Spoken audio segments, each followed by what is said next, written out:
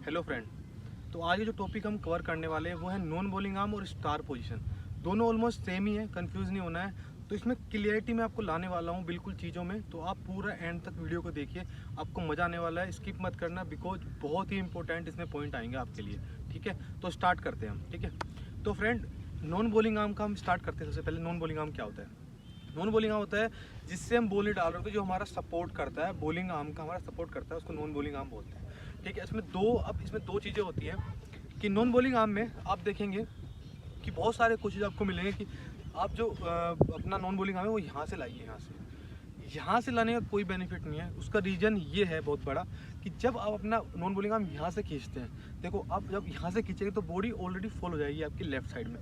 ये वाली पुल कर रहे हो आप, आपको बॉल किधर डालनी है? मेन मकसद है आपका बॉल डालने का। तो बॉल किधर डालनी है आपको? सामने की तरफ, अपने सामने, ना कि ऊपर की साइड। तो पुल करने का जैसे होता है ना, चैन खींचना होता है, आपने देखा होगा ट्रेन वगैरह में ऊपर की तरफ से खींचते हैं, तो ऊपर है वो क्योंकि, लेकिन हमारा मकसद है सामने बॉल डालना, कि हमें बिल्कुल सामने बैट्समैन की साइड। तो आपको कहाँ से पुल करना पड़ेगा? इधर से, कि ये आपका पुल हो, ये आपका पुल होगा, ये आपका पुश होगा। बॉलिंग में सिंपल है कि ये आप उसको पुल करेंगे वो ऑटोमेटिक ही होता है सारी चीज़ें ही। बस अगर किसी की चीज़ गलती हो रही है तो वो उसको सुधार सकता है। तो अभी हम आते हैं उसी टॉपिक पे हम आएंगे। तो इसको पुल करना है, इसको पुश करना है। ठीक है, तो ये नॉन बॉलिंग आर्म हमारा हो गया। और इसमें 2-3 केसेस होते हैं हमारे साथ, कुछ एक्सेप्शनल हैं और कुछ नॉर्मल हैं, तो उनकी हम बात कर लेते हैं। सबसे पहला इसमें जब हम बोलते हैं ना स्टार पोजीशन को मैं कवर कर रहा हूँ यहाँ पे। स्टार पोजीशन होती है ये कि आपके दोनों हाथ एक ही लाइन में है। ठीक है, एक ही लाइन में, इसको स्टार पोजीशन बोलती है। ये बेस्ट है। क्यों है बेस्ट? देखो, जब आप इसको पुल करेंगे, इसको पुश करेंगे, इसको पुल, इसको पुश, तो कितना एक्स्ट्रा एफर्ट लगेगा आपका, है ना? तो ये सोचने वाली बात है कि क्या है मेनली। तो रीज़न यही है कि होता क्या है, क्यों है, इसका ये पता होना बहुत ज़रूरी है। कोई भी चीज़ अंधी फॉलो करने से कोई बेनिफिट नहीं है आपका, लेकिन अगर आपको पता है कि ये क्यों कर रहे हैं, हम किसी को बता भी सकते हैं कि हम इसलिए कर रहे हैं कि हमें नीड भी है। ठीक है, तो इसको हम पुल करेंगे, इसको पुश करेंगे आगे की तरफ। ठीक है, अब कुछ केसेस में होता है कि जैसे डेल स्टेन हो गया, कबाड़ा हो गया, ठीक है, और 1-2 बॉलर और हो गए, मतलब आपको मुझे नाम याद नहीं आ रहा है, काफ़ी है, मैं भी हूँ उसमें। तो हमारा क्या है, नॉन बॉलिंग आर्म जल्दी गिर जाता है। तो उसका रीज़न क्या है? 2 रीज़न उसके हो सकते हैं। ठीक है, दूसरा मैं बाद में कवर करूँगा, पहले हम अपना करते हैं। हमारा क्या है कि आर्म रोटेशन जो है बहुत क्विक है, बहुत ज़्यादा क्विक चलता है। दैट्स वाई हमारा जो नॉन बॉलिंग आर्म है वो जल्दी गिर जाता है।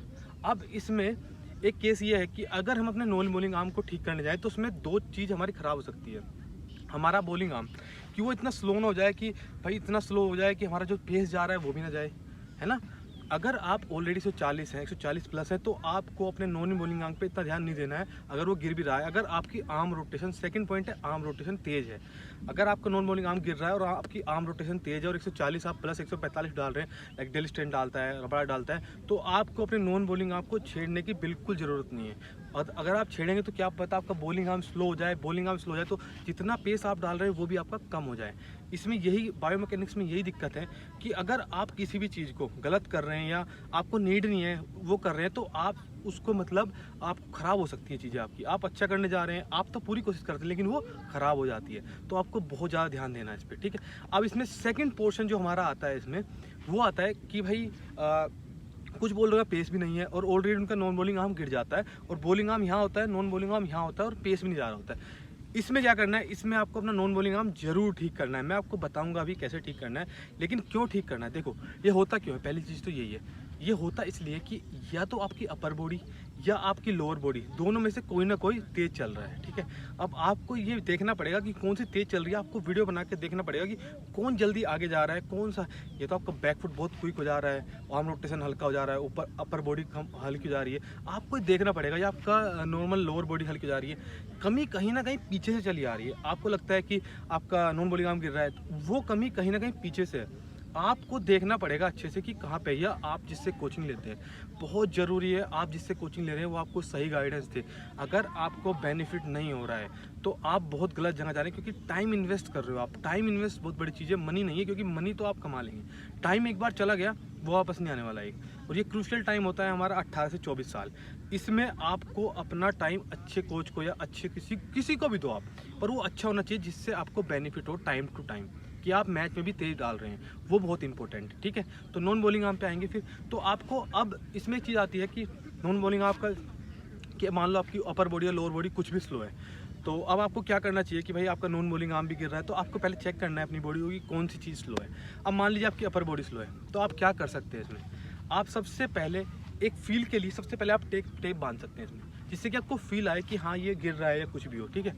एक हैवी चीज़, हैवी बॉल हो सकती है, एक छोटा पत्थर हो सकता है जो एक फिट बैठे, ज़्यादा मोटा ना हो जिससे कि आप बॉल ना डाल सके, खींच ना सके।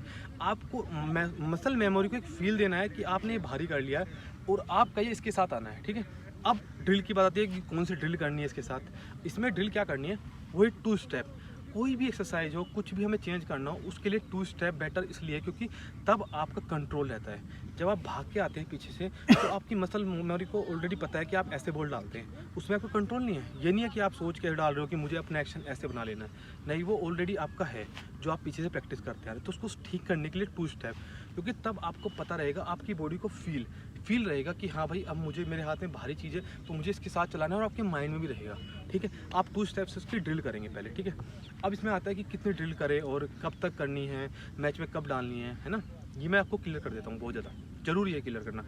2 स्टेप ड्रिल आपने स्टार्ट की, उसकी वीडियो बनानी बहुत ज़रूरी है, ठीक है, कि आप सही भी कर रहे हैं नहीं। अगर आप मान लो आपने कुछ हल्का भारी उठाया और आपका नॉन बॉलिंग तब भी गिर रहा है, तो कहीं ना कहीं दिक्कत है, ठीक है। इतना भारी हो कि वो इतना भारी आपको लगना चाहिए कि हाँ इससे भारी हो और ये साथ में दोनों आए, ये दोनों हाथ फिर साथ में आए, ठीक है। अगर नहीं आ रहे तो इसका मतलब आपने कुछ भारी नहीं उठाया, कहीं ना कुछ ना कुछ मिस्टेक हो रही है, आप 4 स्टेप से या भाग के कर रहे हैं, ठीक है।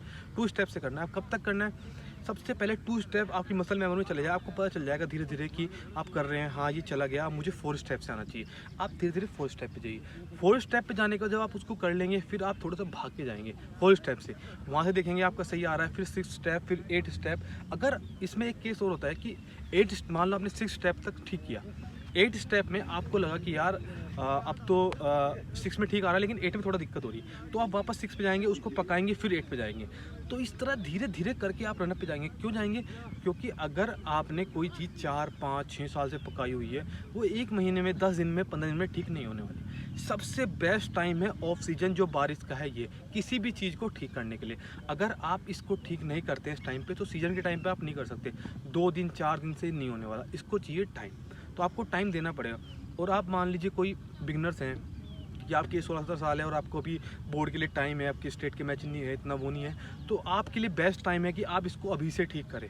लेकिन आपके लिए प्रॉपर गाइडेंस होना बहुत ज़रूरी है। मैं आपको इसलिए बोल रहा हूँ क्योंकि अगर आप एक भी गलती करते, आपके यहाँ से टाइम चला जाएगा।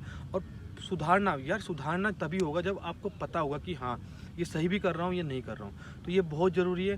तो आपके लिए मैं ड्रिल शेयर कर दूंगा नेक्स्ट आने वाले शॉर्ट्स वीडियो में, मैं आपके लिए ड्रिल शेयर कर दूंगा, और आप आराम से देखिए और कनेक्टेड रहिए, और बहुत अच्छे टॉपिक आपके लिए लाने वाले हैं हम डिटेल में।